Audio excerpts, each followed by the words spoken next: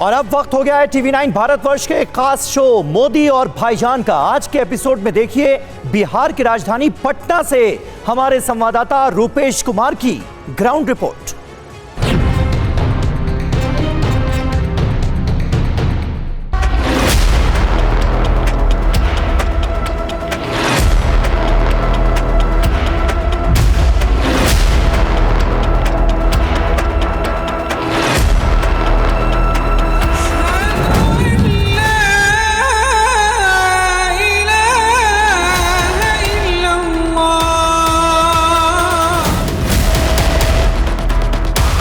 ये दिल्ली में सत्ता का गलियारा है और यहां मौजूद सत्ताधीशों की निगाह 1000 किलोमीटर दूर देश की राजनीति के केंद्र बिहार पर बनी हुई है।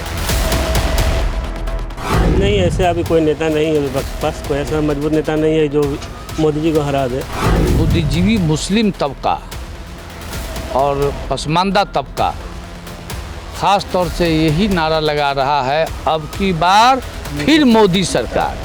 लेकिन जो मोदी जी ने लोगों के दिल में अपना जगह बनाया है उसको कोई छीन नहीं सकता। संपूर्ण क्रांति की साक्षी रही बिहार की धरती पर 2024 के महासंग्राम से पहले एक बार फिर सियासी हलचल तेज हो रही है। मोदी विरोधी मोर्चा बनाने में जुटे नीतीश कुमार ने 23 जून को विपक्षी दलों की बैठक बुलाई है।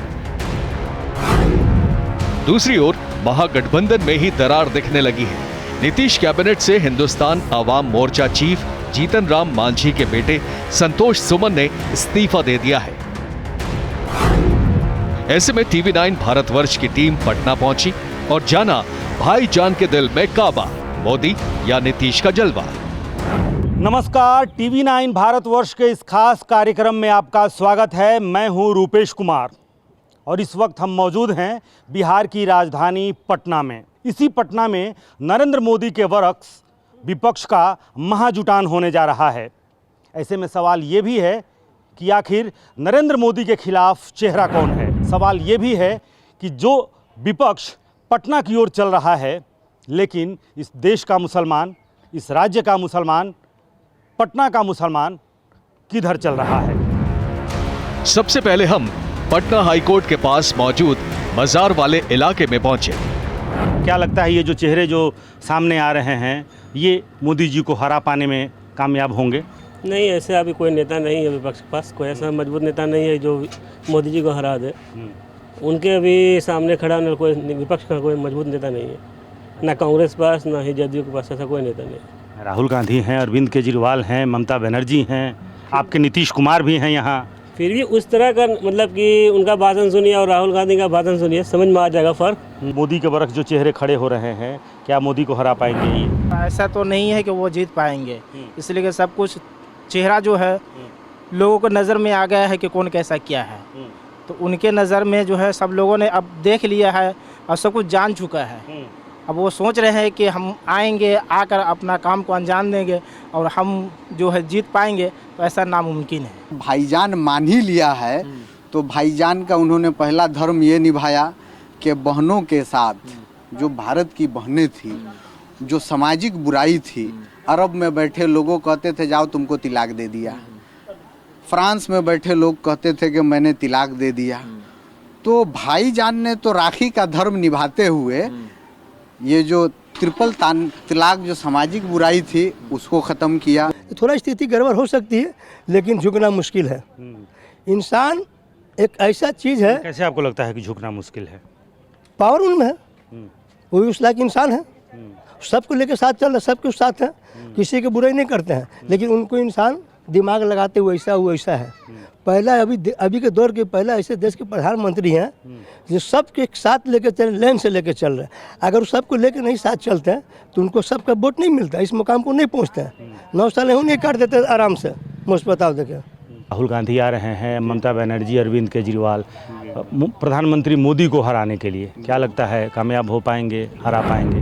हाँ हरा पाएंगे। मोदी जी अच्छे आदमी है, इसमें नो डाउट, बहुत अच्छे आदमी है, लेकिन कुछ लोग उनके इर्द गिर्द में जो घूम रहे हैं वो सही नहीं है। 9 वर्ष पूरे हुए हैं मोदी सरकार के, तो कितने आप लोग खुश हैं या ना खुश हैं? बुद्धिजीवी मुस्लिम तबका और पसमानदा तबका ख़ास तौर से यही नारा लगा रहा है, अब की बार फिर मोदी सरकार, यही नारा लगा रहा है जो हम लोग भी लगा रहे हैं, अब की बार मोदी सरकार, फिर मोदी सरकार, अब की बार।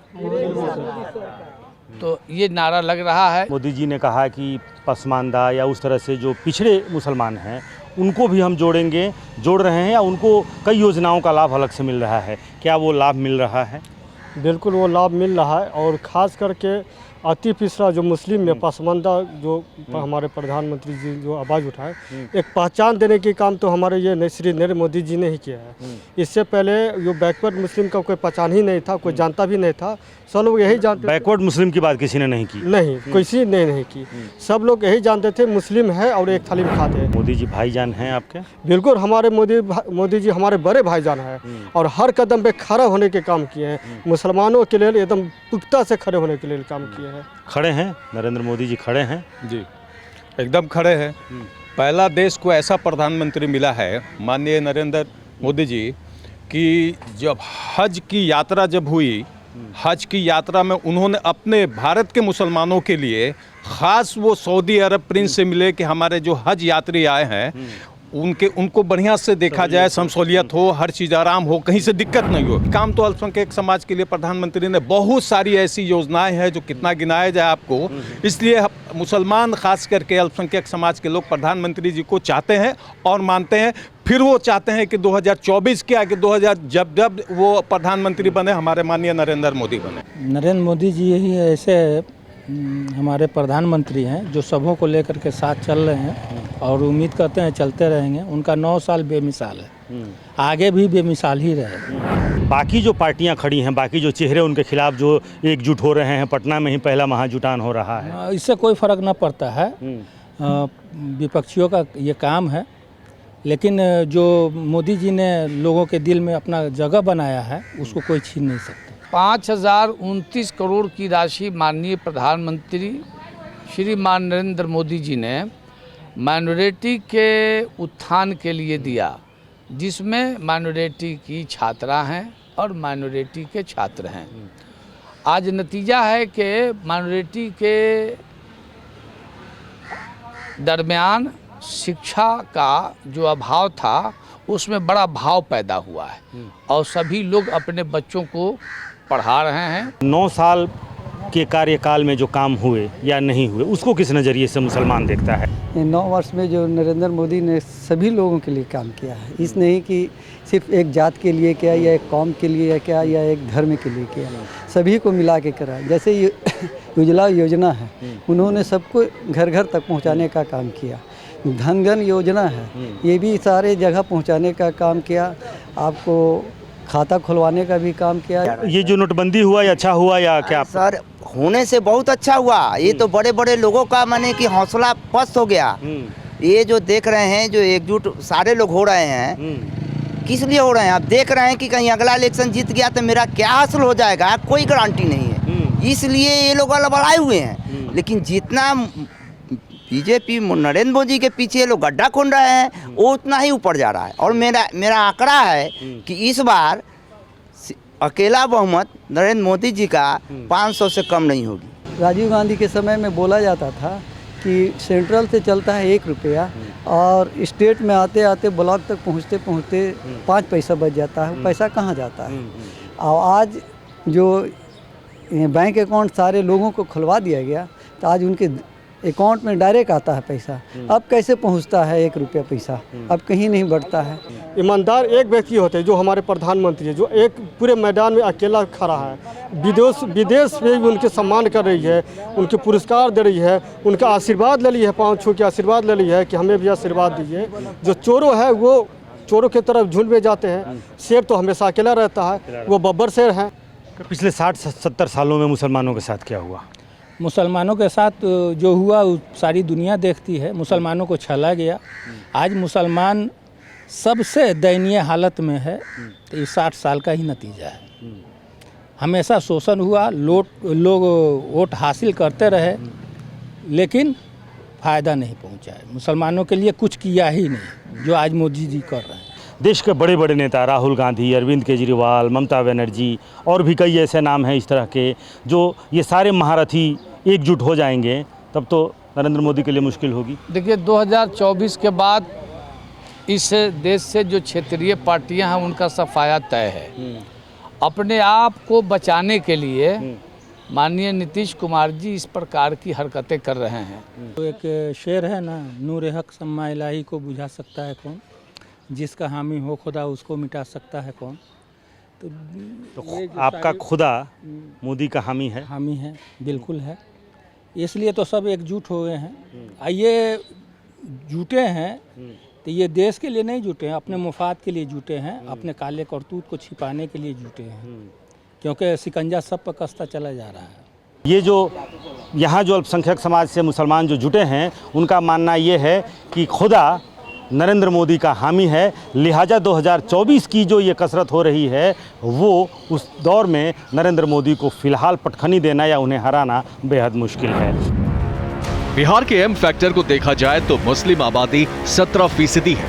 राज्य की 243 सीटों में से 47 सीटें ऐसी हैं जहां मुस्लिम वोटर निर्णायक हैं। तो अभी हम पहुंचे हैं पटना के आलमगंज इलाके में, खासकर पटना सिटी का इलाका है और बड़ी संख्या में यहाँ मुसलमानों की आबादी है। और सवाल वही है कि आखिर 9 साल पूरे हुए मोदी सरकार के और सबका साथ सबका विकास, तमाम योजनाएं और पटना में विपक्ष का महाजुटान। इन लोगों का जो विपक्षी लोगों का जो मानना है कि भाई इनको मुसलमानों को डराना है कि भाजपा जो है आएगी तो भाला से मारेगी, भाजपा आएगी तो संघ आएगी तो आपको काट डालेगी, ऐसे डरा करके जो वोट इकट्ठा करने के लिए जो मुसलमानों को भाजपा का डर दिखाकर जो करने का जो प्रयास और आज भी लगे हुए हैं इस प्रयास में, ये सब विफल हो गया। अब मुसलमान समझ गया, आदरणीय प्रधानमंत्री जी का 9 वर्ष का जो कार्यकाल उन्होंने देखा, लाइव देखा, उसके साक्षी हम स्वयं हैं कि भाई पूरे देश में कहीं किसी प्रकार की कोई दंगा नहीं हुई, पूरे देश में किसी प्रकार के मुसलमान के साथ उस तरह का भेदभाव नहीं किया गया। क्या मुसलमान समझते हैं इन तमाम मसलों को, मसाइलों को? बिल्कुल बिल्कुल समझ रहे हैं, आप समझ गए हैं। अब डरने वाले नहीं मुसलमान, कोई डरा के पलटी मरवा दीजिएगा, सब बात समझ गए हैं। और मुसलमान पूरी तरह भाजपा के साथ हैं, कोई दिक्कत नहीं है। आज मदरसा का आधुनिकीकरण करने वाला भाजपा है। 6 करोड़ 77 लाख मदरसा के लैपटॉप में दिए जाए, कौन दिया आज तक? कहा मोदी जी बोले भाई वहाँ कंप्यूटर भी होगा, साइंस भी होगा, उर्दू अरबी भी होगा, सब कुछ होगा। बढ़िया, सब फील्ड में माहिर बनिए, क्या चाहिए सर? जुटान हो रहा है विपक्ष का, ये हवाई हो जाएगी। हमारे प्रधानमंत्री आदरणीय नरेंद्र मोदी जी बहुत अच्छा कार्य कर रहे हैं और आगे भी 2024 में प्रधानमंत्री फिर से दोबारा बनेंगे, ये एकदम निश्चित है। और सबका साथ सबका विकास और सबका विश्वास, ये माननीय प्रधानमंत्री का नारा है, ये बहुत ही अच्छा है। और मुसलमानों के लिए भी माननीय प्रधानमंत्री ने बोले थे एक हाथ में कुरान रहेगा, एक हाथ में कंप्यूटर रहेगा, इसलिए आज बच्चा लोग भी मुसलमान को भी पढ़ाई में आगे बढ़ रहे हैं। जब से आज़ादी मिला और 2014 से पहले पूरे हिंदुस्तान में छोटा बड़ा दंगा मिला के 5600 दंगा हो चुका था, जिसमें कितने लोग मारे गए दोनों तरफ से। 3 तलाक पे महिलाओं ने मोदी जी का साथ दिया है, वोट दिया है और आने वाले समय में भी लोग देंगे। 370 जो था ये कलंक था, इसको हटाने का काम किया। क्या इसका कुछ असर पड़ेगा? ये जो महाजुटान है, इसमें जो चेहरे हैं, बड़े बड़े चेहरे, राहुल गांधी, ममता बनर्जी, अरविंद केजरीवाल, ये बहुत छोटी इकाई है और जब कहते हैं छोटी इकाई इकट्ठा हो तो भी पहाड़ का सामना नहीं कर सकता है। तो ये सब इतनी चीज़ें आपको मालूम है, गंगा बहती है इस बिहार राज्य में, हर साल बाढ़ आ जाती है। तो जब सुनामी की तरह जो बाढ़ आती है तो उसमें क्या होते थे, लोग गांव से किनारे में सड़क पे आ जाते हैं। तो आज ये बाढ़ बह गए थे और जब बाढ़ आई है तो सोचा अभी कहाँ करें, तो सड़क के किनारे आके खड़े होंगे। ये सब कोई चलने वाली बात नहीं है। मुसलमान जो है भारतीय जनता पार्टी के साथ है। नहीं टिकेंगे, नहीं टिकेंगे, अपने में लड़के खत्म हो जाएंगे। टिकने वाला क्या, अपने में लड़ेंगे। बिल्कुल नहीं, विपक्षी एकता जो है सफल नहीं होगी, इसलिए कि कई दल है और सबका अपना अपना मानसा होता है कि हम यहाँ से लड़ेंगे वहाँ से। ये तो खैर माननीय नीतीश कुमार जी का अपना सोच है, लेकिन बीजेपी के आगे विपक्षी एकता धराशायी है। हर एक स्थान पर बिहार में लूट मचा हुआ है, डकैती हो रही है और बिहार को लूट कर ये लोग चाहते हैं कि 2024 में किसी प्रकार से सहयोगियों को बैठाकर चुनाव लड़ने के लायक हो जाएं और ये वामपंथी ताकतें ये वामपंथी, चीन पोषित, पाकिस्तान पोषित राजनीति करने वाले लोग जो आज कहीं कहीं बचे हैं, उनका तो 24 के बाद खैर नहीं है। तमाम ऐसे इलाके हैं, उन इलाकों का दौरा हमने किया TV9 भारतवर्ष की टीम ने, और ख़ास करके ये हम जानने की कोशिश किए कि आखिर मुसलमान इस देश का, इस राज्य का किधर जा रहा है, क्या सोच रहा है, प्रधानमंत्री नरेंद्र मोदी को लेकर के सोच क्या है।